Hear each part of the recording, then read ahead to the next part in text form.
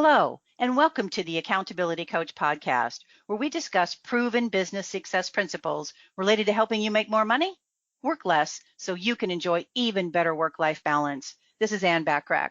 Today we have a special guest with us who I think you will find inspiring and will give you some ideas and actually insight to help you on your goal achievement journey so you can have your ideal business and ideal life.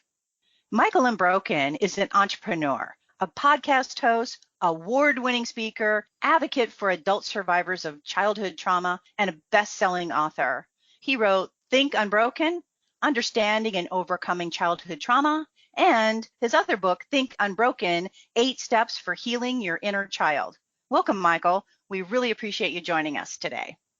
Thank you, Anne. It is my pleasure, and I appreciate the time. So I'm curious. How did you land a 6-figure sales job with a Fortune 10 company with no college degree and a high school diploma of 1.21 GPA at the age of 21? No one's ever asked me that question before, so I know already you've done your research, which I very much appreciate. The answer, the short version is I decided. I made a decision that's what was going to happen. Now, that decision, I have to rewind a couple years because I was looking at my life through the scope of trying to figure out what was the solution for poverty, what was the solution for homelessness, what was the solution for everything I witnessed growing up. And I was like, oh, it's got to be money, right? What else would it be? And so in that decision, I said, I need to make $100,000 a year legally. That was the most important catalyst in this because my friends were getting arrested. I had friends getting murdered. I have family in prison for life. I've been in handcuffs. Like I knew like if I didn't change the perception that I had about what it meant to be successful in life, that I was going to end up dead or in jail. And so at 18, I said to myself, I'm going to make $100,000 a year by the time I'm 21 legally. And that started first with acquiring skills. Where I come from, I only kind of saw the possibility of what was right in front of me. And I was like, oh, okay, cool. I think the best way to do this is I'm going to go get a job as a manager somewhere. And I landed this job working for a fast food company.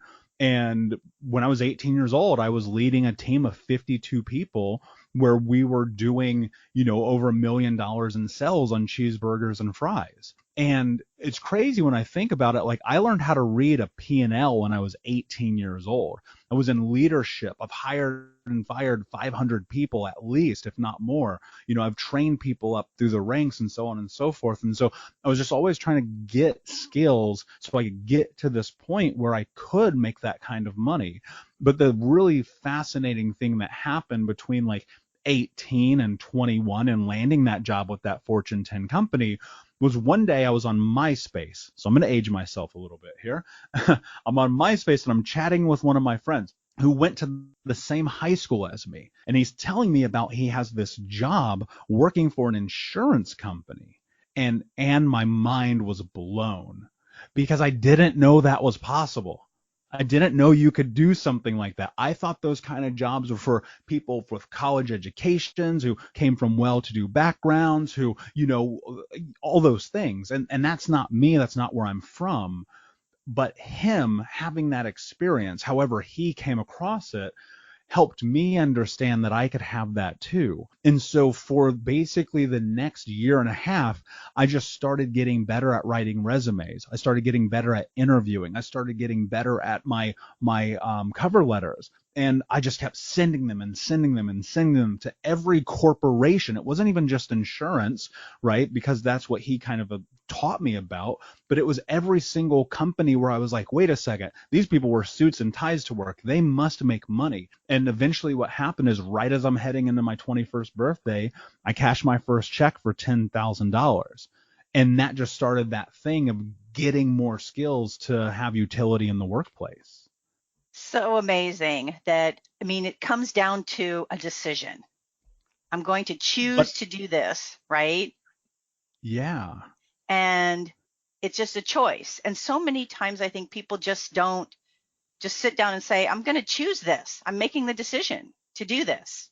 So that's super powerful.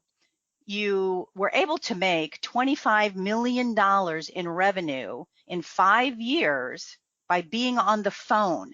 Tell us about that. Well, it was terrible. Let me tell you that first.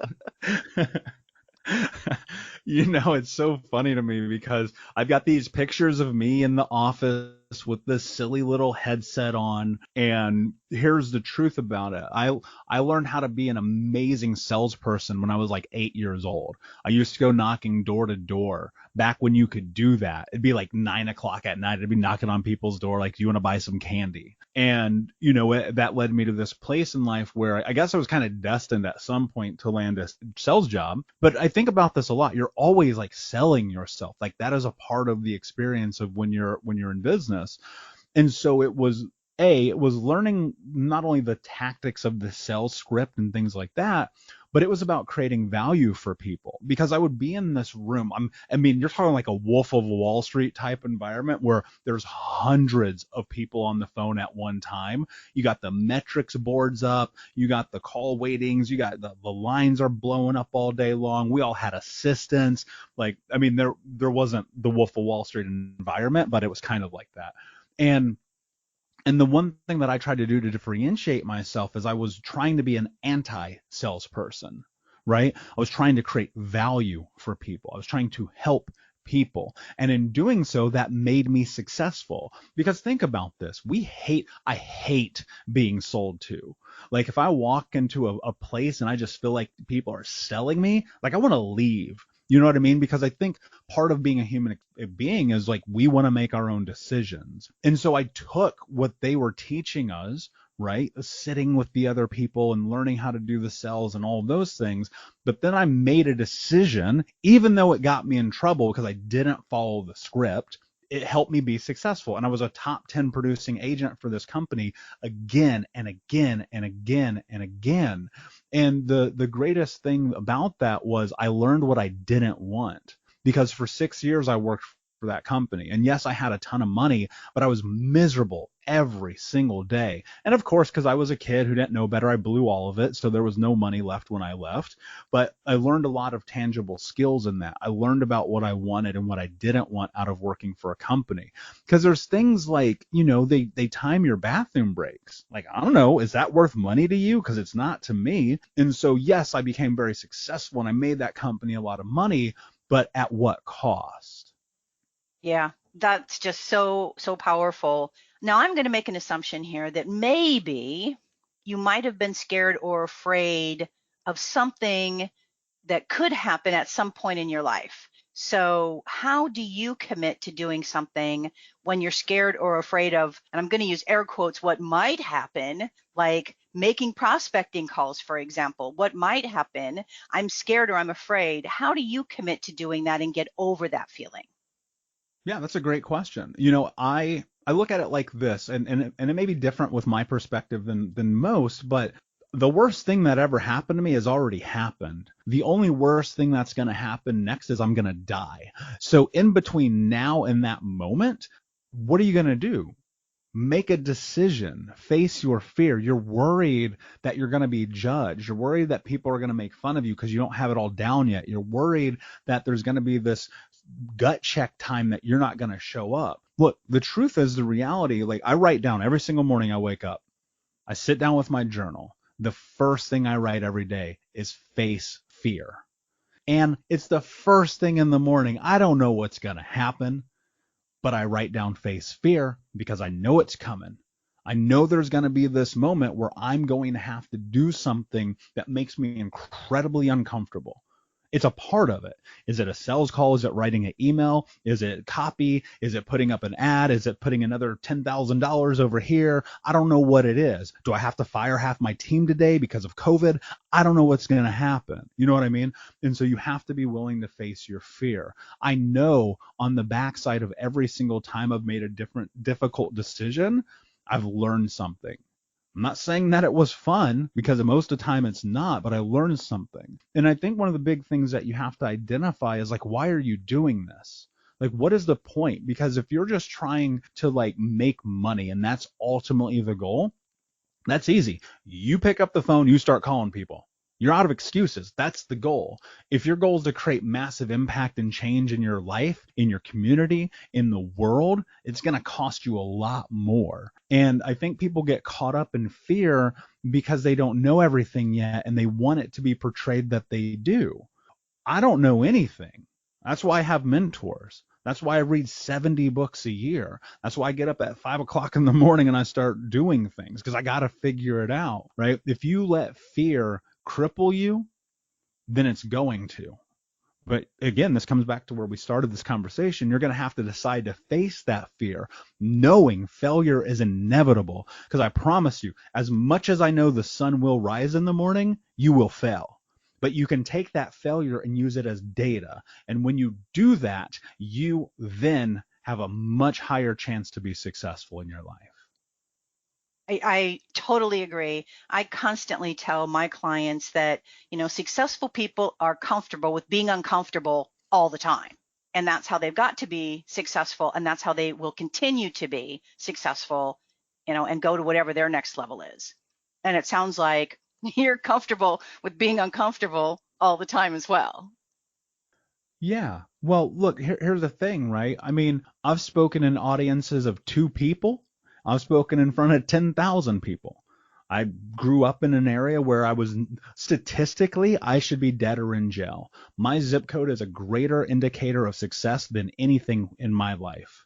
And yet, here I am because I was willing to do what other people weren't. You hear this all the time, right? At this point, it's just an old tale you hear.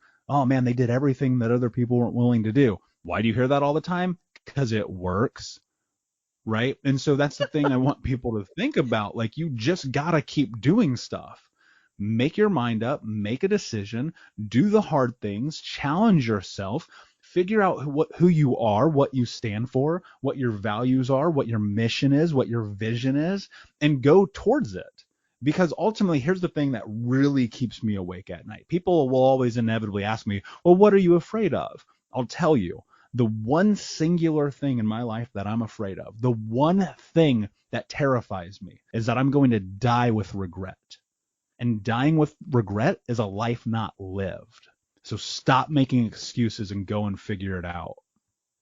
That's why I wrote a book, Live Life with No Regrets, because I totally am on board with, don't have any regrets. Make your choices so you don't ever have to regret a decision that you made. Totally on board with that. So how do you leverage, or how could you help someone leverage their inner strength?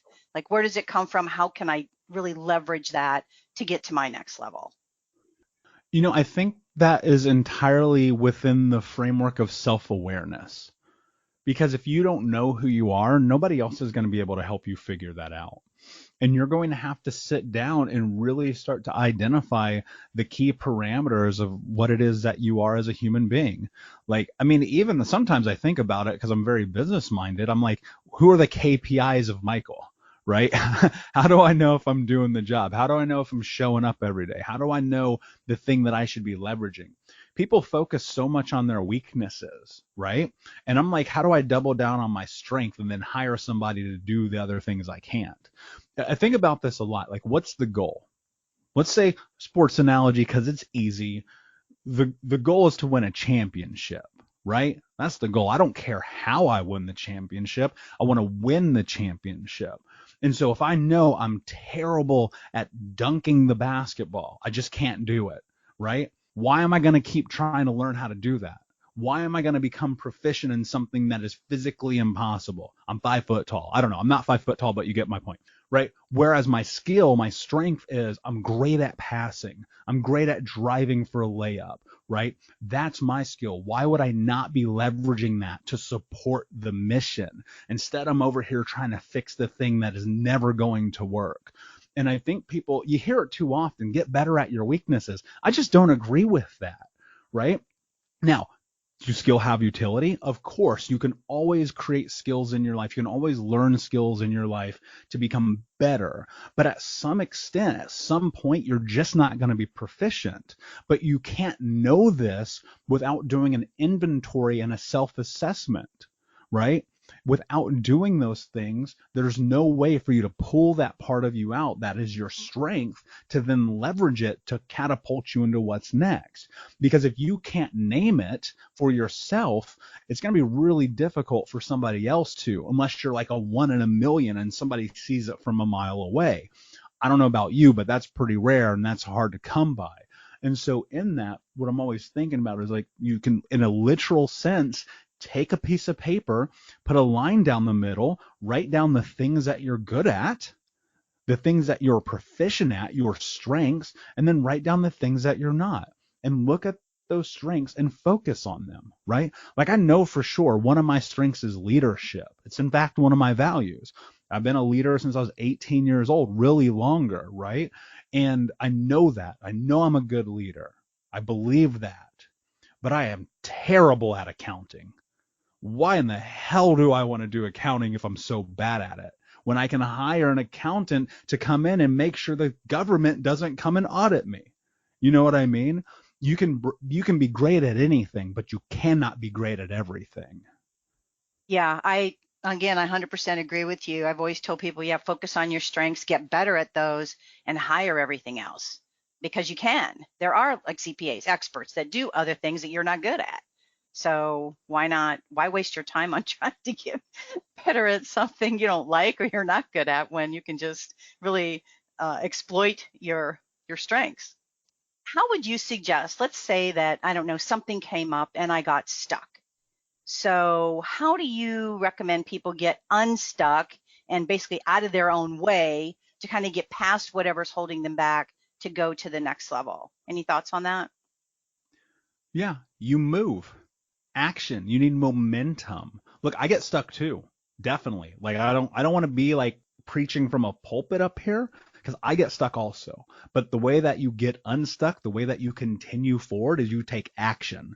Even if you don't know if it's the right choice, if it is the right action, momentum is going to happen. Right? And you need momentum to get unstuck, right? If you look at cars that are stuck, they need a push. They need a pull. Something's got to nudge them through where they are. And if you're stuck, the last thing you want to do is stay there. And so the moment I hit, like for me, I always think about this. The moment I get to this place where I feel like I now have stopped moving, I immediately go forward. Whatever action that is, whatever it is that I need to do. Inherently, I believe that to an extent, we already know the thing that we're supposed to be doing.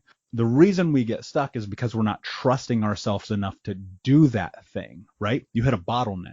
You've had too many people in the kitchen with you, helping you do the thing instead of just following and trusting your gut. Too many opinions, too many things happening where you're not focused on what's next. And then suddenly you're at this break point where you're like, wait a second, I can't even move forward because I got all this information coming at me. And that's the perfect opportunity for you to just pause for a second and go, what do I need to do right now in this moment to move forward? Right? It's a lot of it. Think about it. People are like, man, I don't know how to put more revenue into the company. You know what to do. Why aren't you picking up the phone? Why aren't you telling people about it? Why aren't you writing an email? Why aren't you running an ad? Why aren't you whatever it takes? Go put a flyer on people's car. I don't care. You need it, go get it, but you gotta create momentum. Stop being stuck in the worst case scenario, wondering about what if, and instead commit now, figure out the rest later, because it will lay itself out in front of you as you go. If you wait for perfect timing, which is one of the reasons people kind of get into a place of stuckness, you're going to be stuck there, right? I know that sounds like a weird way to phrase it, but if you wait for the right time, it's never going to happen. Yeah, it's just like trying to be perfect, right? People who are trying to be perfect are basically getting ready to get ready and never build that momentum and never go anywhere forward. So to really get unstuck is just take action, do something right now when you feel like you can't get out of your own way. It's just choose something and make that happen and move forward because yeah, once you stop momentum, it's so much harder to get started again. Yeah, it absolutely is. And that's a lesson I learned early on in entrepreneurship where I was at in one of my businesses, like I was on fire, like things were great. And then I paused for a minute and I was like, oh, I'm just going to hang out in this. Oh my gosh, huge mistake. Took me months and months and months to course correct. So when you have momentum, don't lose it, right? Increase revenue targets, increase activity targets, increase everything that you're doing and go harder, right? Because that's the time that, again, it's the old adage, strike while the iron's hot. Complacency is going to kill you for real. Totally. Any other great words of wisdom that you'd like to share with our listeners? Yeah, I think the ultimate thing is just understand why you're doing what you're doing. Can you make meaning of the activity? Can you make meaning of the time? Does it actually matter, right? Fulfillment, I will argue this till the day I die. Fulfillment is way more important than zeros in your bank account. I'd rather have $8 and be happy than have 80 million and be miserable. And look, you can always make money by creating value for people, but you will never get your time back. The greatest thing I've ever learned in business, working for that Fortune 10 company, being in a corporate environment at such a young age, is that I hate it and I don't want to do it. And so because of that, don't. So get clear about what you want in your life, because fulfillment is way more important than anything else. Right. And I understand that the people that are listening get something free from you today, right?